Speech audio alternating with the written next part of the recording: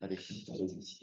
Bonjour à tous, je vais vous présenter aujourd'hui cet article donc intitulé Retrospective Case Control Matched Comparison of the Anterograde versus Retrograde Strategy After Anterograde Recognition Failure in Complex de Novo Femoral Popliteal Occlusive Lesions. Et donc cet article a été accepté en décembre 2023 dans ESVS.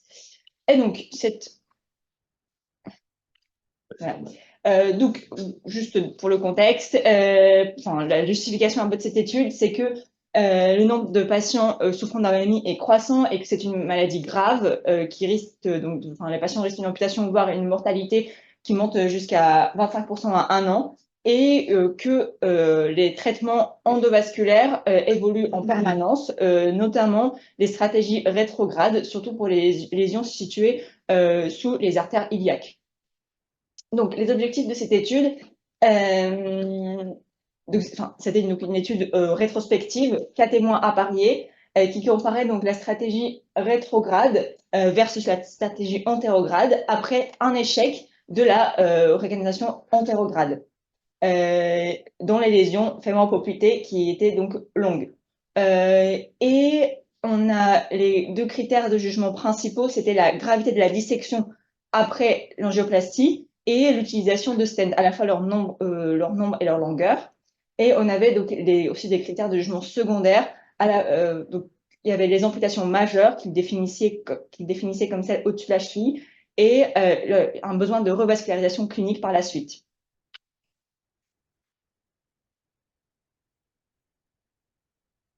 Donc, l'échec d'une procédure antérograde, c'était l'incapacité de pénétrer dans le début de l'occlusion ou alors l'incapacité de la réintégrer après avoir fait un faux chenal, après avoir été en dissection. Et ça leur arrivait entre 20 à 25% du temps.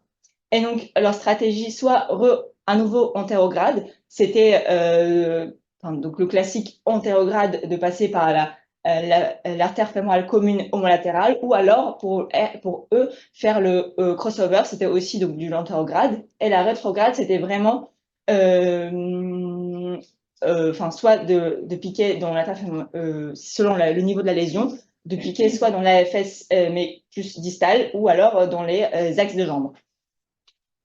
Donc concernant la population de l'étude, on avait dans le centre en Allemagne, ils prenaient l'ensemble des patients qui ont été traités pour des AOMI en endovasculaire, c'était presque 2000 patients. Ensuite, ils prenaient donc les patients avec des lésions longues, entre l'artère fémorale et l'artère poplitée, chroniques, donc ils étaient plus qu'à 300 patients, et il y en a qui ont été donc exclus, ceux qui avaient une ischémie aiguë ou subaiguë, ceux qui avaient une ressénose de stent et ceux qui avaient où la technique n'avait pas marché. C'est pas plus expliqué que ça, mais bon, il n'y en a que 4.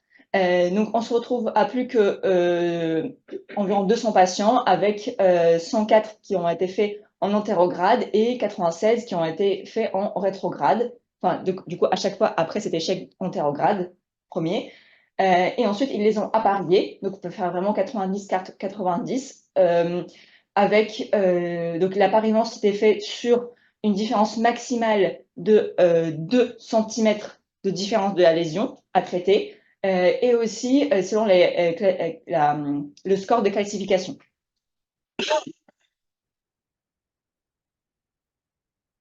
Donc ici, la population qu'ils ont entre donc, le groupe antérograde et le rétrograde, où il y a à chaque fois donc 90 du patient, c'est un appariement 1-1-1. Donc les seules différences, c'est la prise de l'aspirine, du cardégique, de AOD et l'hémoglobine, en sachant qu'on a déjà dit précédemment qu'il ne fallait pas vraiment faire de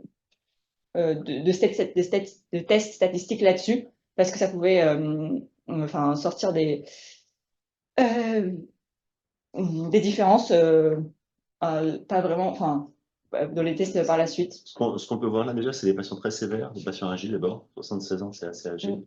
Et avec une majorité d'ischémie critique.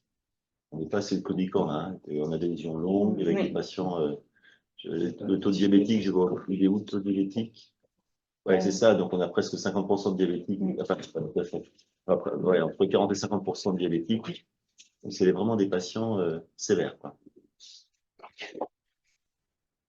Ensuite, comment est-ce qu'ils faisaient leur suivi des patients?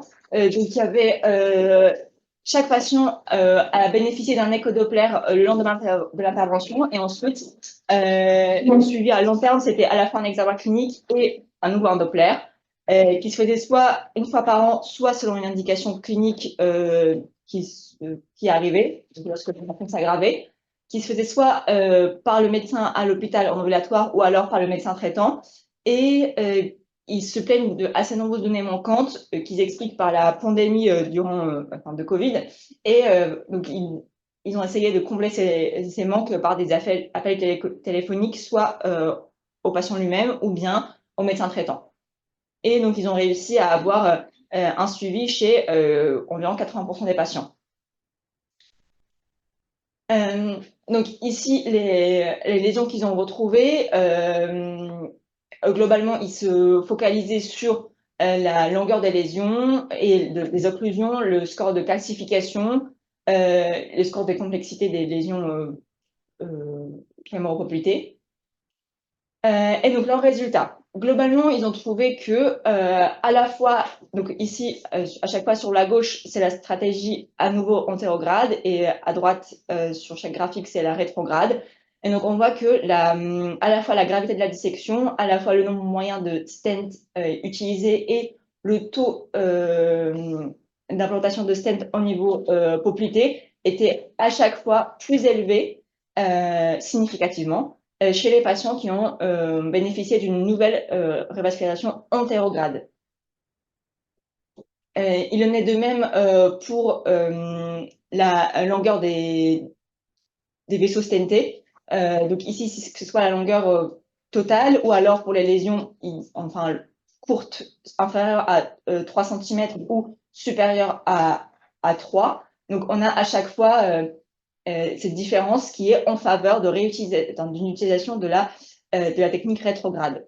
Magda, Oui. est-ce qu'ils expliquent que la ponction rétrograde était simplement faite pour le crossing, c'est-à-dire pour franchir la lésion, puis ensuite ils récupéraient le guide par le haut et ensuite ils traitaient, ou est-ce que la ponction rétrograde était faite pour traiter les patients et tout était fait en rétrograde?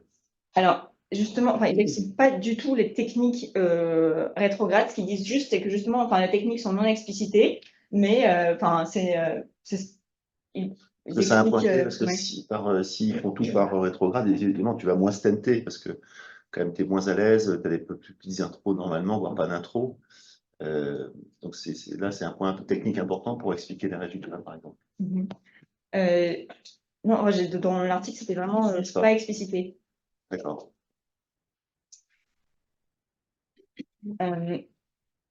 Et donc, ils ont fait aussi une analyse multivariée pour voir s'il y avait, enfin, si cette différence, encore une fois, entre antérograde et rétrograde ressortait. Et donc, oui, pour les deux critères de jugement principaux, on a à nouveau, enfin, ça ressort à nouveau. Et il y a aussi l'âge qui ressort et la longueur des lésions. Bon, donc les limites de cette étude, c'est que l'ajustement était seulement fait sur la calcification et la longueur de la lésion et pas sur d'autres paramètres. On aurait pu penser à la fibrose ou l'aspect de la sténose, ou même, on a vu qu'il y avait des différences significatives sur l'utilisation de l'aspirine et des anticoagulants. On a les patients qui ont eu des occlusions intrastènes ont été d'office exclus. Or, c'est quand même un nombre non négligeable. On a aussi donc la stratégie rétrograde a été toujours utilisée après un échec de la stratégie antérograde. Donc les auteurs disent que ça peut sous-estimer son effet. En revanche, on a déjà vu que c'était significatif malgré cette deuxième tentative. Et en revanche, on n'a pas beaucoup d'explications sur cette stratégie rétrograde. On ne sait pas quand est-ce qu'ils étaient amenés au final à la faire. C'était vraiment à la discrétion du chirurgien quand il n'arrivait pas à faire à passer l'antérograde, il passait au rétrograde. Après, c'est aussi ce qui se passe dans la vraie vie. Donc, voilà. Et en conclusion, donc, il propose d'utiliser cette approche rétrograde assez souvent, d'y penser, parce que ça pourrait donc provoquer moins de dissections, en tout cas, qui seraient moins sévères, et une utilisation de stents sur une plus courte, pas période, mais longueur. Voilà. OK. Un commentaire, réflexion. Surtout, il pensait vite. Se mettre en situation. Je suis surpris qu'il compare ces deux trucs. C'est pas, enfin, c'est un bel out. C'est la ponction rétrograde dans la très grande majorité des cas. On fait ça parce qu'on n'y arrive pas par le sens de comparer et d'opposer des choses. Ouais. Je vois pas le. Et puis après, le taux de dissection. Par voie rétrograde, on est beaucoup plus avec des guides de 0,14 voire de 0,18. Et donc, on est moins soumis quand même aux dissections, alors que par le haut, enfin, en tout cas, on est plus agressif avec des guides plus costauds et automatiquement, on va choper des dissections plus importantes. Donc, je trouve que enfin, de comparer les deux, je ne vois pas où ils veulent en venir très. Vraiment. Et puis après, ils comparent des groupes qui sont en échec avec des groupes qui. Parce que les voies rétrogrades, c'est quand même un bon nombre d'échecs, si j'ai compris quand même dans le flowchart que tu as montré. Oui. Donc, ce sont des échecs, donc c'est pas du tout la même population pour X raisons, on ne sait pas. Bon. C'est ça, hein? Les 96 rétrogrades. Uniquement les échecs. En fait, tout ça, c'est des échecs. Comme... Oui, ils ont après, ils ont à chaque fois fait l'antérograde d'abord. D'accord. Et ensuite, ils ont réessayé, soit en antérograde, soit en rétrograde. D'accord. Okay. Pourquoi réessayer antérograde? Une fois, ça n'a pas marché. Bah, oui. Qu'est-ce qui te fait imaginer que tu vas réussir? Elle disait de les essayer en cross ou autrement. Et c'était même pas explicité. Souvent, c'est du hasard quand même. C'est de la chance que ton guide ne parte pas dans un chenal. Oui, c'est ça. Oui. Oui. Non, je vois pas, ouais, effectivement, une fois que ça n'a pas marché, de les retenter, bon, sauf conditions très particulières. Oui, bien sûr. Autrement, de le faire systématiquement, je vois pas le. Non, d'accord. Ouais, j'ai du mal à voir un peu l'idée derrière, quoi. D'opposer les deux, pour moi, ça n'a pas de sens. C'est dommage qu'ils aient exclu les stents bouchés, parce que c'est une bonne indication d'abord rétrograde, au final. C'est souvent dans ces cas-là qu'on en a le plus. Ça aurait pu être augmenter le nombre de patients. En fait, dans la Mais littérature. après, il n'y a pas le même type de dissection. Enfin, c'est pas les mêmes. C'est pas un problème de franchissement par rapport au nombre de dissections. Mais... Après, dans la littérature, ce qu'ils retrouvent à peu près, c'est par voie antérograde, crossover ou ponction antérograde. Il y a 80-90% de succès de localisation.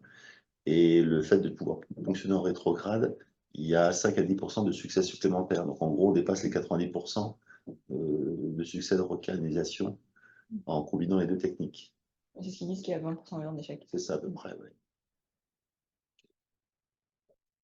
Très bien. Bon, merci.